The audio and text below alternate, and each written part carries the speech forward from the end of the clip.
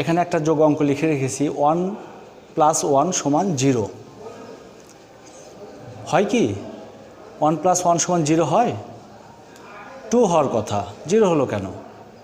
হ্যাঁ, ছাত্রছাত্রীবৃন্দ, উত্তর সঠিক আছে, 0ই হবে। কারণ হলো এটা হলো বাইনারি সংখ্যা পদ্ধতির যোগ। বাইনারি সংখ্যা পদ্ধতিতে 2, 3, 4, 5 নেওয়ার কোনো সুযোগ নাই। বাইনারি সংখ্যা পদ্ধতিতে 0 হবে নতুবা 1 হবে।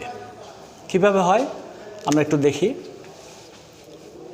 1-এর সাথে 1 যোগ করলে 2 হয়,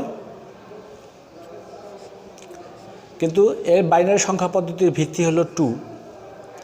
2 থেকে 2 বাদ দিলে 0 হয়, হাতে থাকে 1, এখানে 1 থাকবে। বাইনারি সংখ্যা পদ্ধতিতে মোট 2টা অঙ্ক থাকে, 0 এবং 1। এই 2টা অঙ্ক থাকার কারণে বাইনারি সংখ্যা পদ্ধতির ভিত্তি হলো 2। এই জন্য যখনই যোগফল 2 অথবা 2 এর অধিক হবে, 2 এর বেশি হবে, তখনই ভিত্তি 2 বাদ যাবে।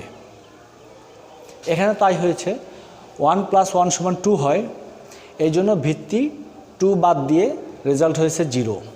তাই এখানে যোগফল 0 নেমেছে। ভিত্তি 2 বাদ দেওয়ার কারণে হাতে 1 থাকে, সেই 1টা মনে মনে আমি এখানে ধরেছি। এবার অঙ্কটা করি। 1 এবং এই 1 যোগ করলে আবার হয় 2, 2 মানে 0, হাতে 1, এই 1 মনে মনে আমি এখানে নিলাম। এই 1 যোগ করলে আবার হয় 0, হাতে কত? 1, এই 1 আমি এখানে মনে মনে তুললাম। এবার হলো 3। আগেই বলেছিলাম 3 হলেও 3 থেকে 2 বাদ যাবে।